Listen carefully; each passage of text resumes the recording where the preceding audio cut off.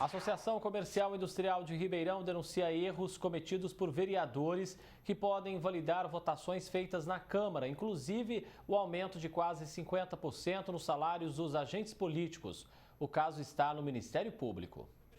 A votação relâmpago do projeto de lei que fixou o aumento salarial de 49% para prefeito, vice, secretários e vereadores de Ribeirão para o próximo mandato levantou suspeitas na Associação Comercial.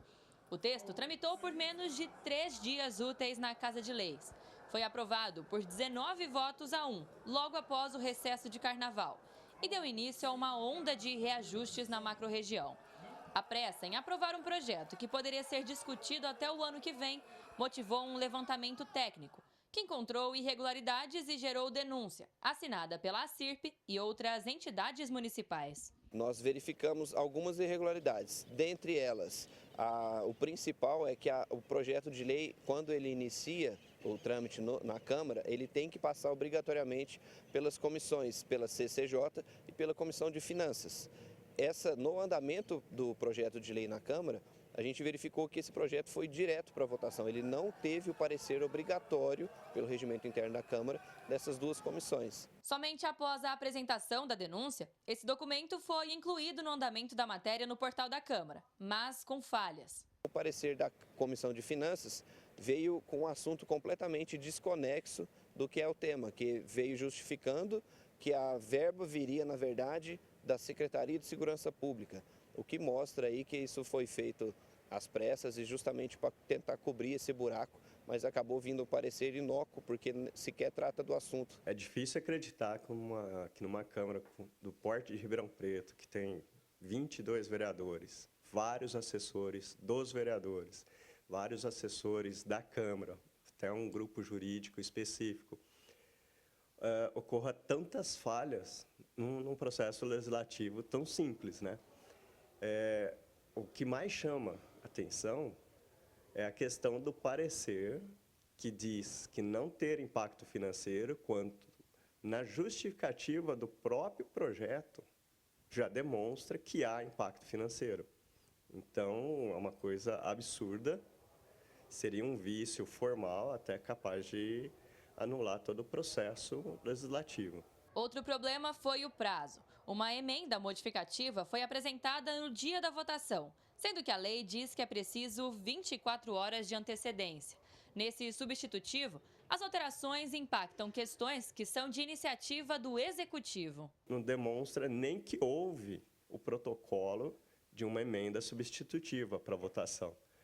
Então, são falhas muito grandes que precisariam ser corrigidas.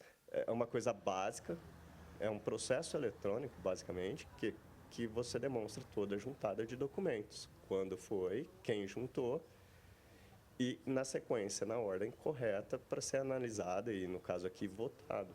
Foi identificado ainda que não foram cumpridos requisitos da Lei de Responsabilidade Fiscal, como um estudo que demonstre o impacto financeiro desses reajustes.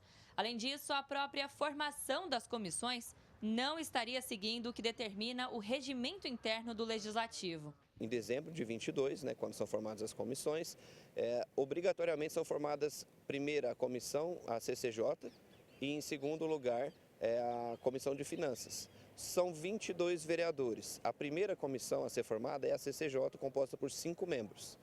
Então, esses 5 membros ficariam de fora, a princípio, da composição da segunda comissão que deve ser formada, que é a de Finanças. Porém, essa comissão ela repetiu 3 dos membros que já estavam alocados na Comissão de Finanças, sendo que o próprio regimento interno da Câmara traz que somente haverá repetição de membros nas comissões quando todos os vereadores já estiverem lotados em outras comissões, o que não era o caso. A ACIRP solicitou ao Ministério Público que apurasse possíveis ilegalidades na aprovação do reajuste salarial 5 dias depois da votação. A promotoria abriu uma investigação sobre o caso, mas ainda não emitiu qualquer parecer. Se os apontamentos da denúncia forem acatados, tudo que essas comissões aprovaram até hoje corre o risco de ser anulado.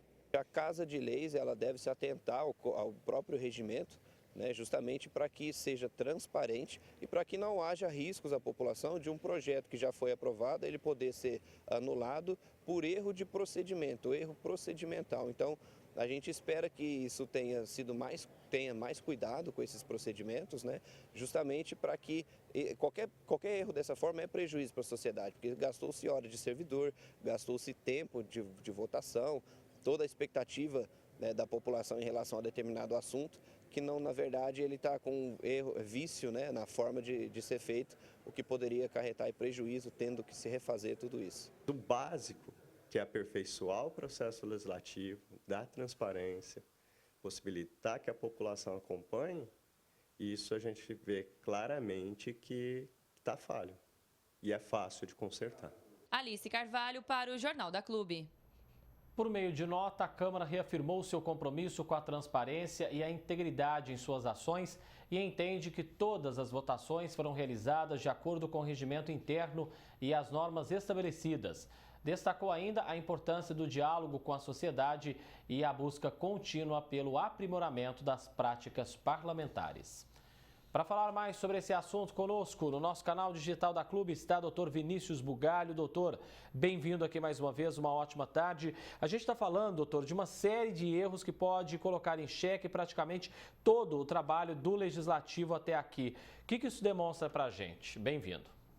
Boa tarde, André Costa, nossa Franca do Imperador e todos aqueles que assistem ao Jornal TV Clube. Digamos que, como esse projeto foi aprovado na época de carnaval, a Câmara está fazendo um carnaval com o dinheiro do contribuinte, com raríssimas sessões e raríssimos vereadores. Eles estão desrespeitando assintosamente o regimento interno e a lei orgânica do município. O mais grave, silenciando a verdade perante o respeitável órgão do Ministério Público ao simplesmente mentir de que houve uma transparência. Não houve. Com todo respeito a todos que me precederam aí, mas não há irregularidade. Há ilicitude, inclusive um viés criminal a ser investigado. As irregularidades vão desde a formação de comissões até a falta de pareceres delas ao projeto em questão. São erros que não podem ser admitidos, né, doutor? Nem Câmara de cidade pequena, onde a assessoria jurídica normalmente é feita meio que assim, de forma muito ruim. Houve infração gravíssima aos artigos 50, 71, 73 e 139 do regimento interno. E algumas coisas me chamaram a atenção. Para quem tem prática em perícia criminal ou em perícia na área de probidade, vai notar de que as reuniões das comissões se deram no único dia 23 de fevereiro.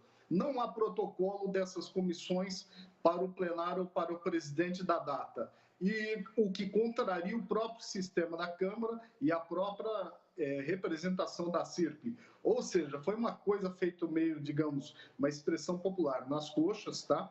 E eles acreditaram que ia passar batido. Não passou. As entidades ribeirão-pretanas estão de olho.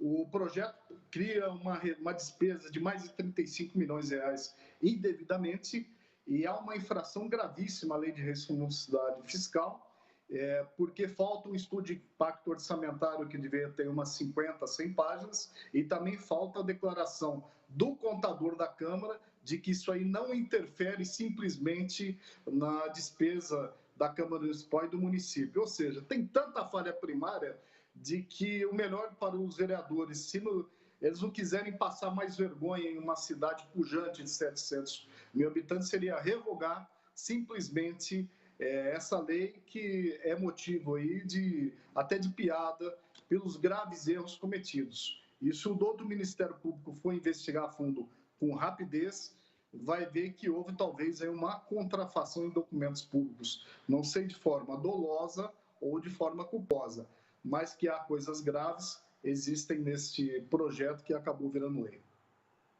O que a gente está observando, doutor, e de outros também, é preciso que os vereadores, e aí não só de Ribeirão, mas até da macro-região como um todo, tenham mais conhecimento das normas que regem a Casa de Leis. André, eu acredito que não só conhecimento, mas principalmente respeito e trato a coisa pública, de acordo com o que prevê o artigo 37 da Constituição Federal, que é o respeito aos princípios da legalidade e da moralidade. Parece que a Câmara de Ribeirão Preto falou, e aqui tudo é nosso, o sistema está tomado, a gente aprova do jeito que a gente quiser e que singula a população. Não é assim que funciona a regra do jogo. Para isso, que existem regras. E legislando mal dessa forma, a Câmara atual, pelo mandato atual, principalmente a mesa diretora, e está dando ensejo a eventual mais uma ação declaratória por inconstitucionalidade, suspensão liminar dessa lei, por erros materiais e formais, e, infelizmente, passar mais um atestado de que Ribeirão Preto está legislando muito mal e aprovando leis pretensamente inconstitucionais, estranhas, suspeitas. E, como diria o professor Roberto Ribeiro, de saudosa experiência e ensinamento, isso não está cheirando bem.